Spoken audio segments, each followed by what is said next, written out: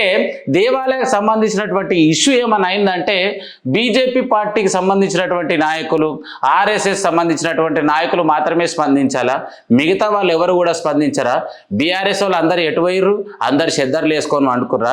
ఎమ్మెల్యేలు ఎటు పోయిర్రు? ఎంపీలు ఎటు పోయిర్రు?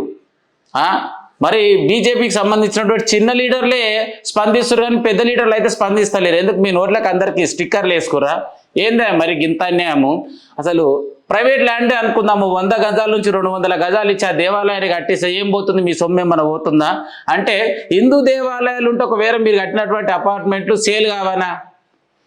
ఎంత ఘోరం అంటే మరీ దరిద్రం అయిపోయింది. నిజంగా చెప్తున్నా, మరీ దరిద్రం అయిపోయింది. దయచేసి ఇప్పటికైనా తెలంగాణ ప్రభుత్వం, అదేవిధంగా మరి అయ్యా సీఎం సారు జర్ర ఒకసారి అటువైపు కన్నేసి ఆ దేవాలయాన్ని దయచేసి మళ్ళీ అక్కడ పునర్నిర్మాణం చేపట్టి మరి అక్కడ ఉన్నటువంటి ప్రజలకు ఎలాంటి ఇబ్బంది కలగకుండా చేస్తామని చెప్పేసి ఈ వీడియో ద్వారా తెలియజేస్తున్నా. మరి నేను చెప్పిన ముచ్చట మరి ఎంతమందికి నచ్చింది, ఇది కరెక్టా కాదా అనే విషయం కామెంట్ రూపంలో మీరు అయితే తెలియజేయాలి. ఉంటాం అలిగా.